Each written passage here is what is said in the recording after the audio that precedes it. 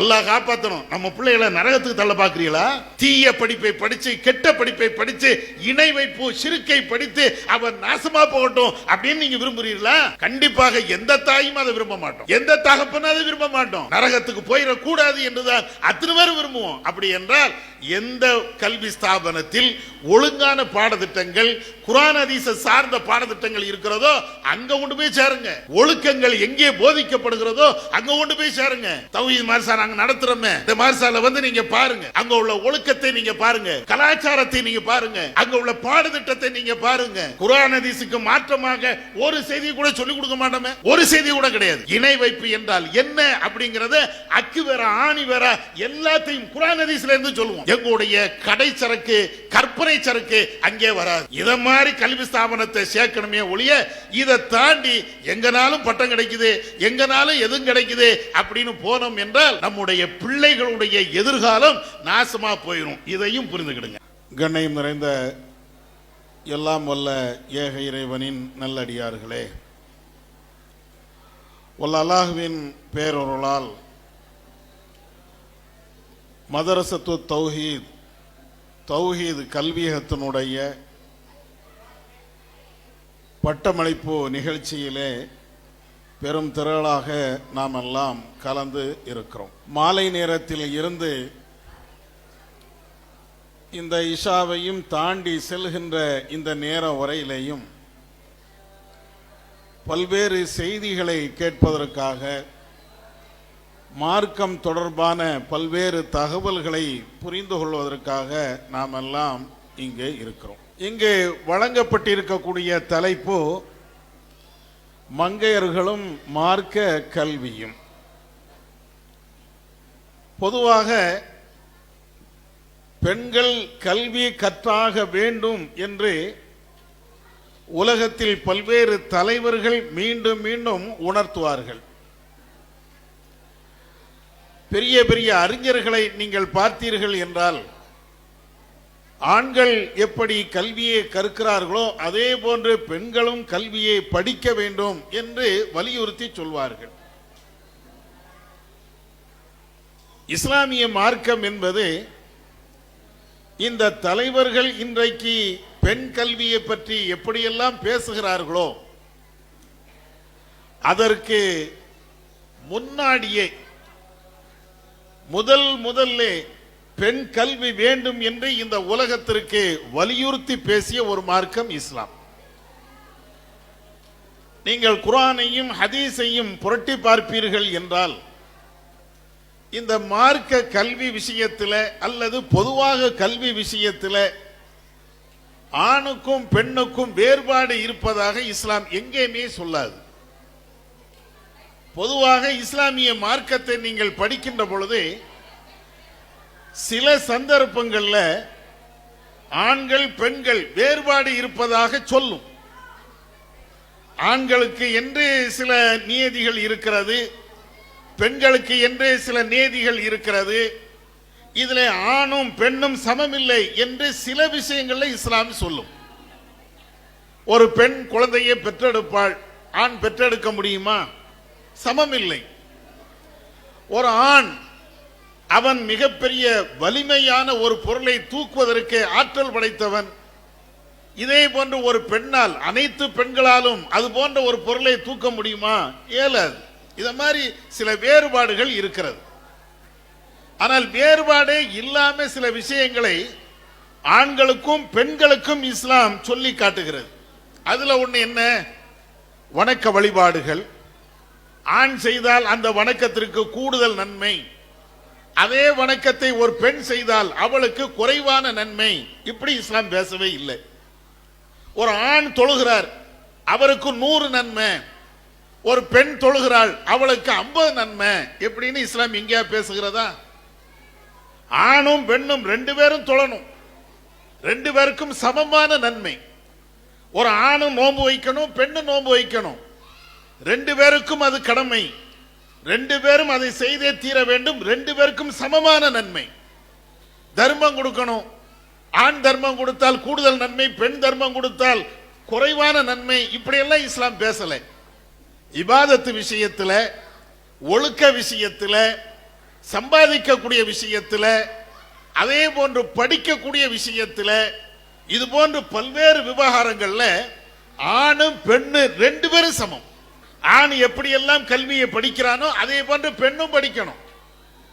ஆணுக்கு மாத்திரம் இவ்வளவு படிப்பு, பெண்ணுக்கு இந்த படிப்பு தேவையில்லை அப்படின்னு இஸ்லாம் எங்கேயுமே சொல்லலை. ஒரு மார்க்க கல்வியை ஒரு ஆண் எப்படி படிக்கிறானோ அதே போன்று ஒரு பெண்ணும் அந்த மார்க்க கல்வியை படிக்கணும். உலக கல்வியா இருந்தாலும் அதே நிலைதான். ஒரே ஒரு வேறுபாடு, ஆணா இருந்தாலும் பெண்ணா இருந்தாலும் படிக்கக்கூடிய அந்த விஷயத்துல ஒரே ஒரு வேறுபாடத்தை இஸ்லாம் சொல்கிறது. என்னது? பயனற்ற கல்வியை யாரும் படிக்காதீங்க, பயனுள்ள கல்வியை எல்லாரும் படிங்க. இப்படித்தான் இஸ்லாத்தினுடைய அடிப்படை விஷயமே இஸ்லாம் நமக்கு பேசுகிறது. அப்ப இந்த அடிப்படையில் மகளிர் கல்வி, மங்கையர்கள் படிக்க வேண்டிய விவகாரங்கள் என்று நீங்கள் இஸ்லாத்தை புரட்டி பார்த்தீர்கள் என்றால் ஆணுக்கு சொன்ன அனைத்துமே பெண்களுக்கு பொருந்தும். கல்வி விஷயத்துல, இபாதத்து விஷயத்துல, வணக்க வழிபாடு விஷயத்துல, இறைவனுக்கு கட்டுப்படக்கூடிய விஷயத்துல, நல்ல கல்வியை படிக்கக்கூடிய அந்த விஷயத்துல, கெட்ட கல்வியை விட வேண்டும் என்ற அந்த விஷயத்துல, இதுல ஆணு பெண்ணு வேறுபாடே கிடையாது, எல்லாத்துக்கும் ஒண்ணுதான்.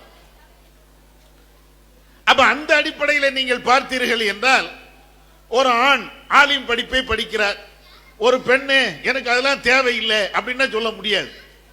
எப்படி ஒரு ஆண் படிக்கிறாரோ அதே மாதிரி ஒரு பெண்ணும் படித்தே தீர வேண்டும். இன்னும் சொல்ல போனால் ஒரு ஆண் மார்க்கத்தை புரிந்து செயல்பட்டால் அவருக்கு சொர்க்கம். அதே மாதிரி தானே ஒரு பெண்ணும் தொழுகணும். எப்படி தொழணும்? அந்த சட்டமே தெரியாம ஒரு பெண்ணு தொழ முடியுமா? அந்த சட்டங்களை தெரிஞ்சுதானே தொழ முடியும். தொழுகைக்கு நிற்கிறோம் என்றால் எப்படி பாங்கு சொல்லணும், எப்படி இக்காமத் சொல்லணும், தொழுகைக்காக வேண்டி எப்படி கைகளை கட்டி கொண்டு நாம நிற்க வேண்டும், அந்த தொழுகையில என்னென்ன சூறாக்களை ஓதணும், ருக்குல என்ன ஓதணும், சஜிதாவில் என்ன ஓதணும், அத்தியாயத்துல என்ன ஓதணும், இது ஆணுக்கு மட்டும்தான் பெண்களுக்கு இல்லை அப்படின்னு ஒதுங்க முடியுமா? எல்லாரும் படிக்கணும், கண்டிப்பா படிக்கணும். ஆணும் படிக்கணும், பெண்ணும் படிக்கணும். இது மாதிரி நிறைய செய்திகளை சொல்லலாம். இருந்தாலும் குறுகிய நேரம் என்பதனால ஒரு சில எடுத்துக்காட்டை மாத்திரம் சொல்லிவிட்டு அடுத்த விஷயத்துக்கு நான் வருகிறேன். கல்வியை பொறுத்த மட்டில் ஆணுக்கும் உள்ளதுதான், பெண்ணுக்கும் உள்ளதுதான். ஒரு ஆண் இந்த கல்வியை எப்படியெல்லாம் படிக்க வேண்டுமோ அதே போன்று ஒரு பெண்ணும் படிக்க வேண்டும். இது இஸ்லாத்துல நிறைய இடங்கள்ல இஸ்லாம் சொல்லுது. ஒரே ஒரு வசனம், இக்ரா பிஸ்மி ரப்பிக்கல்லதி ஹலக், திருமறை குர்ஆனிலே முதலாக இறக்கி அருளப்பட்ட வசனம் என்று வரலாறுகளிலே நாம் படிக்கிறோம். அந்த வரலாற்றினுடைய ஆதாரத்தின் அடிப்படையில் இந்த வசனத்தை நீங்கள் ஆய்வு பண்ணி பாருங்க. இக்ரா பிஸ்மி ரப்பிக்கல்லதி ஹலக், படைத்த உங்களுடைய இறைவனுடைய பேரை சொல்லி படி. ரசூலாவுக்கு தான் அல்லாஹ் சொல்றான். ரசூலாவுக்கு சொல்லுகிறான் என்றால் இதனுடைய பாடங்களும் படிப்பினைகளும் உங்களுக்கும் பொருந்தும், எங்களுக்கும் பொருந்தும். இந்த உலகத்தில் இருக்கக்கூடிய ஆண் பெண் அனைவர்களுக்கும் பொருந்தும். படிக்கணும், முதல்ல படிக்கணும். ஆணா இருந்தாலும் படிக்கணும், பெண்ணா இருந்தாலும் படிக்கணும். இல்ல நான் பொம்பளை படிக்க மாட்டேன், அது இந்த ஆயத்துக்கு எதிரு, நான் ஆம்பளை அதனால படிப்பேன் அப்படின்னு மட்டும் தப்பித்துக் கொள்ள முடியாது. நான் சிறு பிள்ளை அதனால படிக்க மாட்டேன், எனக்கு வயசாயிடுச்சு அதனால படிக்க மாட்டேன், படிப்புக்கு சால்ஜாப்பு சொல்லக்கூடாது. உங்களுக்கு 80 வயசு கிழவியாக இருங்க, படிக்கணும். 80 வயசு கிழவனாக இருங்க, படிக்கணும். 10 வயசு பிள்ளையாக இருங்க, படிக்கணும். 18 வயசு குமரியாக இருங்க, 18 வயசு குமரனாக இருங்க, அனைவரும் படிக்கணும். இந்த ஆயத்தை அப்படித்தான் பேசுகிறது. இக்ரா பிஸ்மி ரப்பிக்கல்லதி ஹலக், நபியே உங்களுடைய இறைவனுடைய பெயரை சொல்லி, படைத்த ரஹ்மானுடைய பெயரை சொல்லி படிச்சுக்கிட்டே இருங்க. நல்ல கல்வியை படிங்க. இதை விட வேற என்ன வேணும்? பெண் கல்வி என்பதற்கு இதை விட வேற என்ன ஆதாரம் வேணும்? இறைவனை பற்றி படிங்க, இறை தூதரை பற்றி படிங்க, உலகத்தை பற்றி படிங்க, ஆன்மீகத்தை பற்றி படிங்க, அரசியலை பற்றி படிங்க, குடும்பத்தில் குழந்தைகளை வளர்ப்பது எப்படி அதை பற்றி படிங்க, ஒரு சமையல் எப்படி அதையும் படிங்க, ஒரு கணவனுக்கு எப்படி கட்டுப்பட வேண்டும், கணவனுடைய உரிமை என்ன, மனைவியுடைய உரிமை என்ன, எல்லாத்தையும் படிங்க. ஒரு மூமினான பெண்ணு முட்டாளாக இருக்கக்கூடாது. நான் மூமினி என்றால் ஆணா இருந்தாலும் பெண்ணா இருந்தாலும் முட்டாளா இருக்கக்கூடாது. முட்டாள்னா என்ன அர்த்தம்? படிப்பறிவு இல்லாம இருக்கக்கூடாது. ஏதாவது ஒண்ணு தெரியணும், ஏதாவது ஒண்ணு எனக்கு தெரியணும். தெரியாம நான் இருந்தா நான் என்ன மூமினு, நான் என்ன முஸ்லிமு. அப்ப அதனால இந்த ஆண் பெண் கல்வி ரெண்டுமே ஒண்ணுதான், எல்லாருமே படிக்க வேண்டும் என்று இஸ்லாம் எல்லா நேரத்திலையும் வலியுறுத்தி சொல்லி காட்டுகிறது. இதை முதல்ல புரியணும். அடுத்து ரெண்டாவது, சரி படிக்கணும். எதை படிக்கணும்? மார்க்க கல்வி படிப்போமா, சரி படிப்போம் அப்படின்னு சொல்லிட்டு ஏதாவது ஒரு மார்சாலை கொண்டு போய் நம்ம சேர்த்து விட்டுருதோம். இன்னைக்கு எது இருக்குதோ இல்லையோ நம்முடைய சமுதாயத்தில் மதரசாக்கள் பெருகி போய் இருக்கிறது. ஒரு கோணத்தில் அது சந்தோஷமான விஷயம்தான். ஆனா இன்னொரு கோணத்தில் நீங்க பார்த்தீர்கள் என்றால் வருந்த தகுந்த செய்திகளும் அதிலே இருக்கிறது. எல்லா இடத்திலையும் மதரசா, அதுவும் பெண்கள் மார்சா நீங்க பார்த்தீங்கன்னு வைங்களேன், ஊருக்கு 40 மார்சா இருக்கும். அங்க ஒரு பெண்கள் மார்சா, அங்க ஒரு பெண்கள் மார்சா, அங்க ஒரு பெண்கள் மார்சா. ஒரு கட்டத்தில் நம்முடைய பொம்பளைகளே திணறி போயிருவாங்க, என் பிள்ளை எந்த மார்சால கொண்டு போய் சேர்க்கிறது? அந்த தெருல ஒரு மார்சா இருக்கப்பா, இந்த தெருல ஒரு மார்சா இருக்கு, அங்க எங்கப்பா? வீடு இருக்குதோ இல்லையோ மதரசாக்கள் நிறைந்து இருக்கிறது ஒவ்வொரு ஊர்லையும். நம்ம என்ன நினைக்கிறோம்? பெற்றோர்கள் என் பிள்ளைக்கு கல்வி வேணும், மார்க்க அறிவு வேணும்.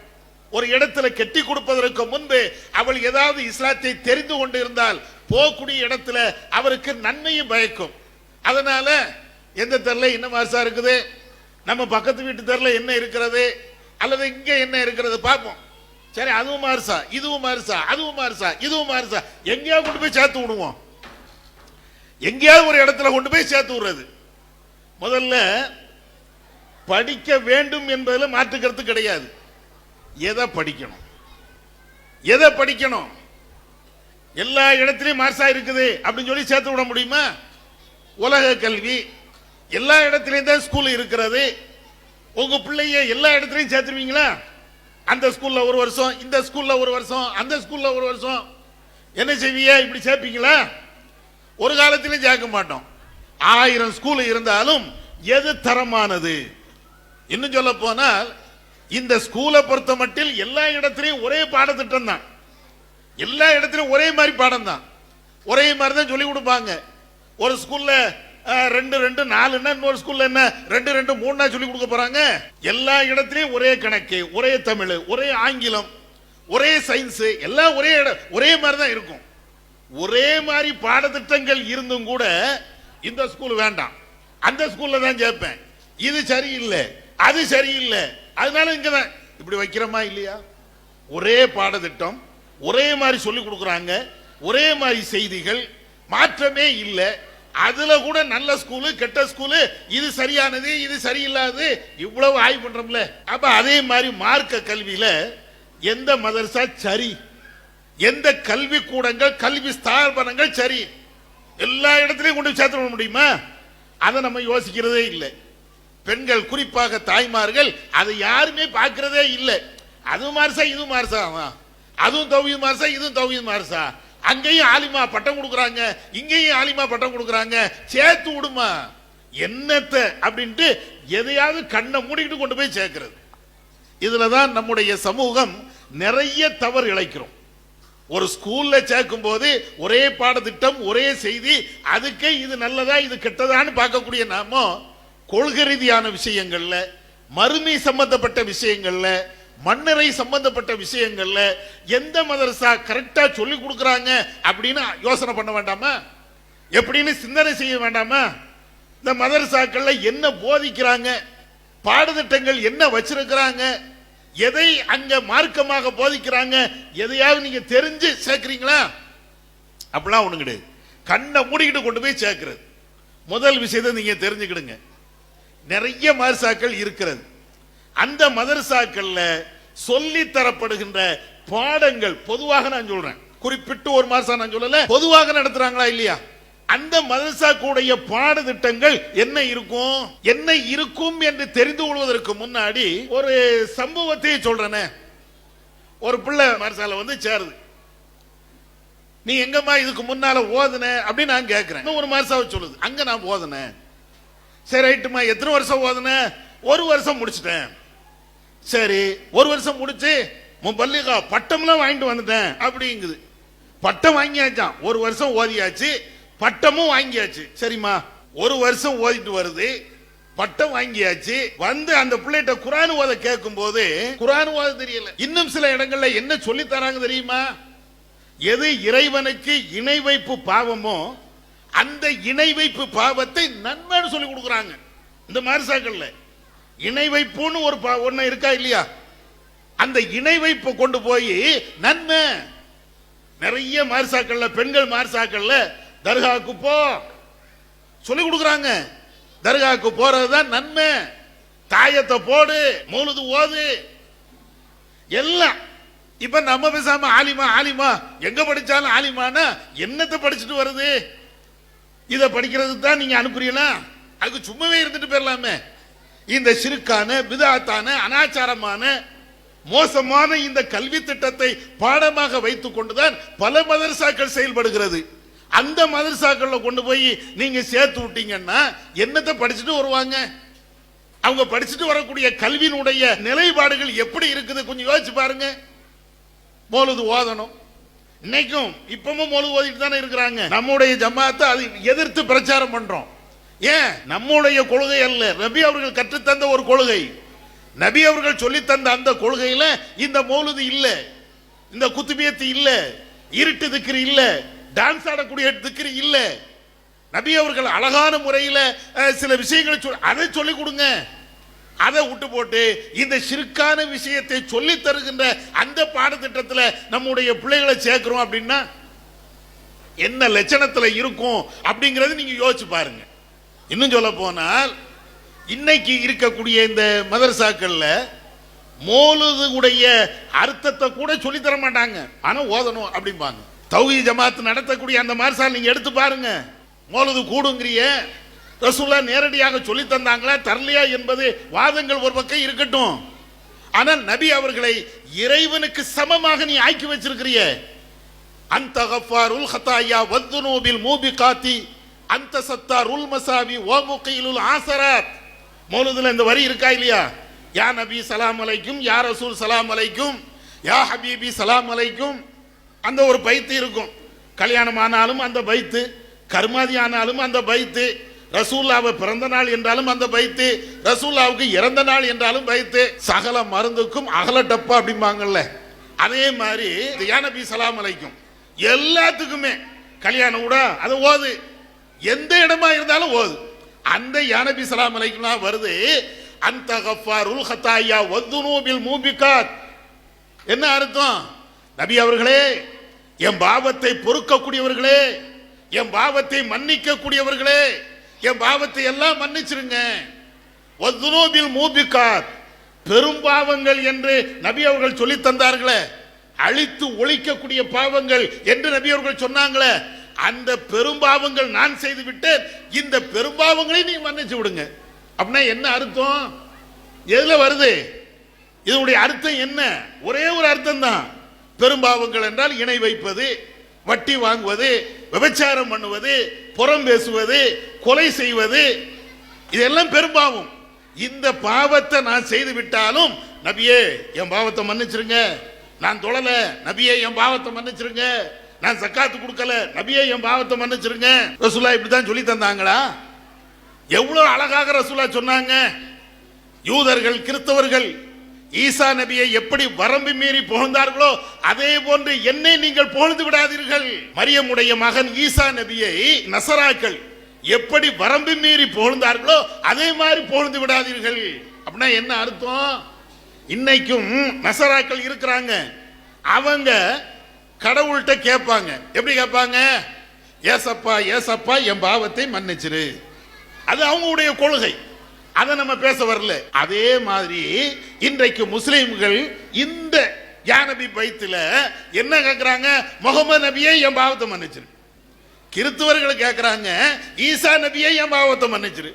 முஸ்லிம்கள் கேட்கிறாங்க முகமது நபியை என் பாவத்தை மன்னிச்சிரு. என்னமா வேறுபாடு சொல்லுங்க?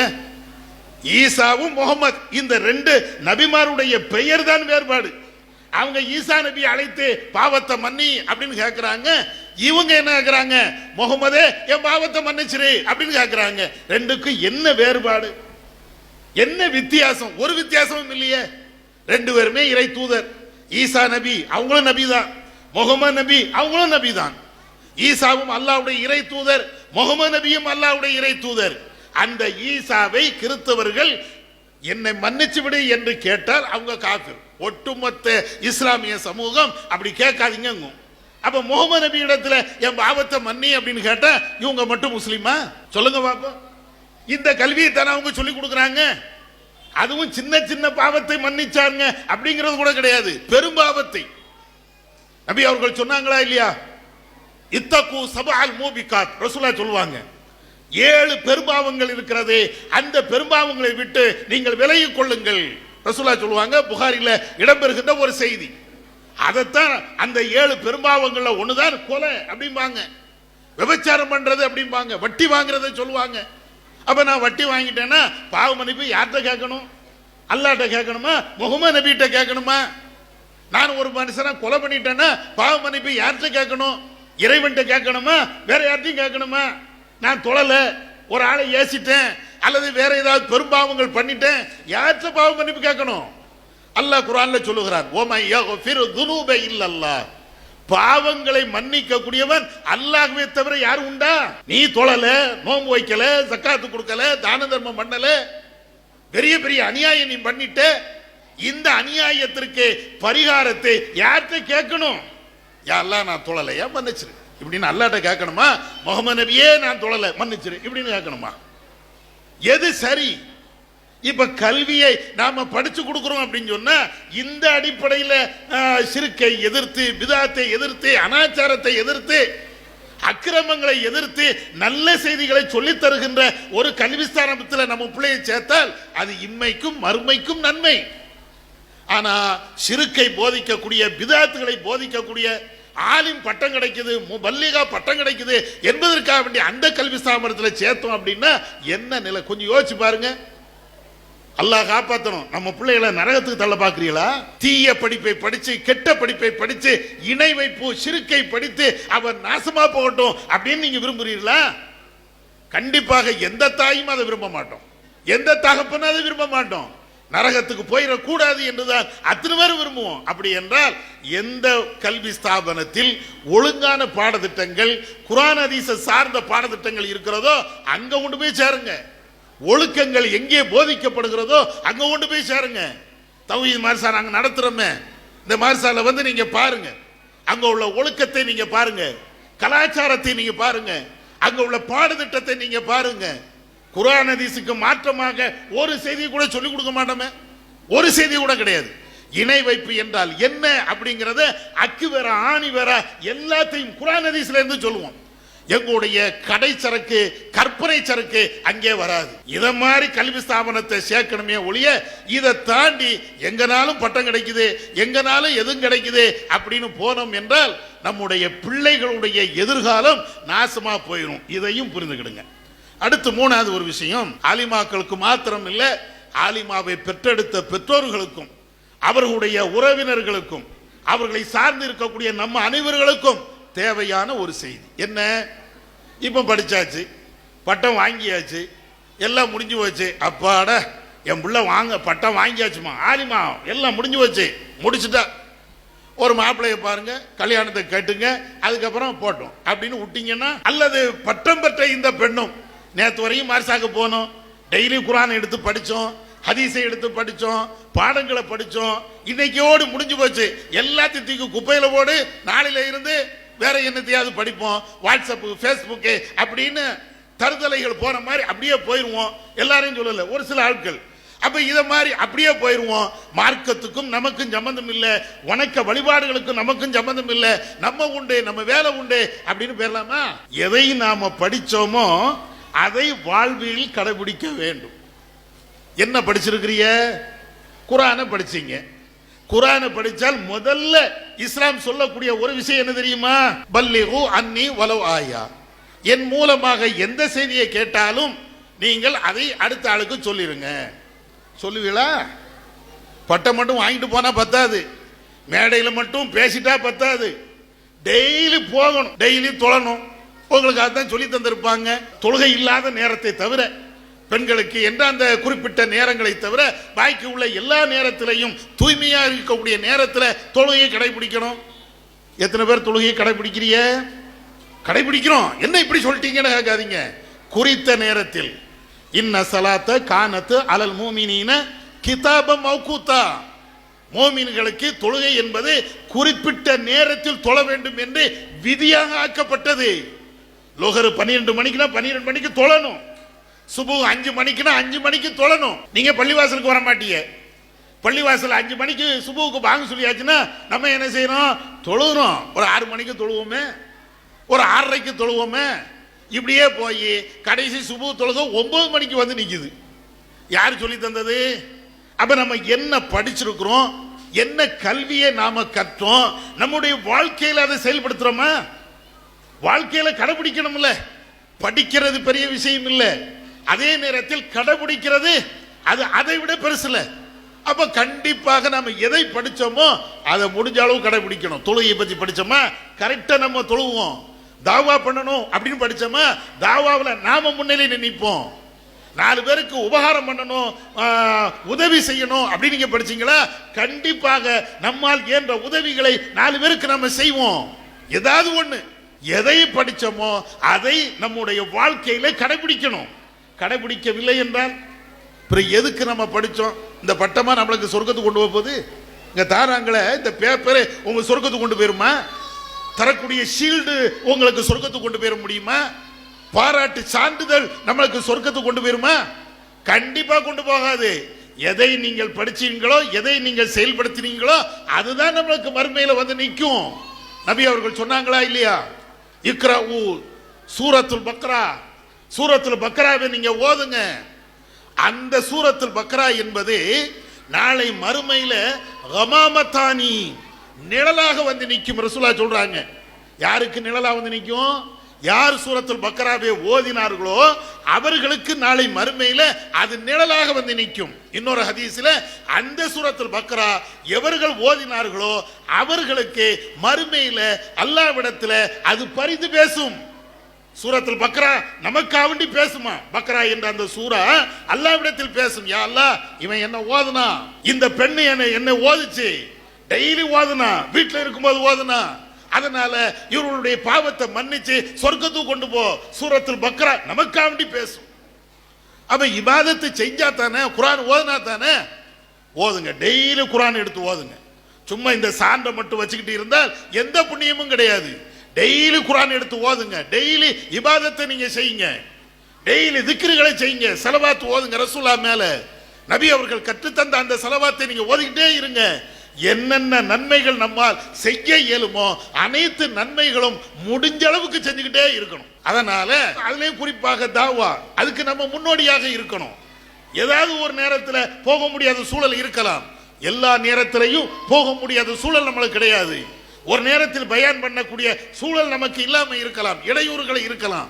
ஆனா காலமுள்ள அதையே சொல்லிட்டு இருக்க முடியுமா? அப்ப அதனால இந்த தாவா விஷயத்துல, வணக்க விஷயத்துல, இபாதத்து விஷயத்துல எதை நாம படித்தோமோ அனைத்தையும் கடைபிடிக்கணும். இதுதான் மறுமையில நமக்கு சொர்க்கத்தை பெற்று தரும். இதை நீங்க நல்ல மனசுல புரிந்து கொள்ளுங்கள். இந்த அடிப்படையில சரியான மர்சாவை தேர்ந்தெடுத்து பிள்ளைகளை நீங்க சேருங்க. அடுத்து 2வது, படித்த கல்வி பயனுள்ளதாக இருக்கிறதா, அதை பயன்படுத்தக்கூடிய நன்மக்களாக நாம இருக்கிறோமா, அதையும் நீங்க பாருங்க. இவைகள் எல்லாத்தையும் பார்த்து நாம நடந்தோம் என்றால் மகத்தான ஒரு சொர்க்கம் நமக்காக வேண்டி காத்திருக்கிறது, மூமின்களுக்காக வேண்டி காத்திருக்கிறது. இதை புரிந்து செயல்படுவோம். வல்லல்லாஹ் நம்ம கேட்டதின் அடிப்படையில் செயல்பட அவன் அருள் செய்வானாக. வாஹிர் தஅவானா அல்ஹம்துலில்லாஹி ரப்பில் ஆலமீன். அல்லாஹு அக்பர், அல்லாஹு அக்பர்.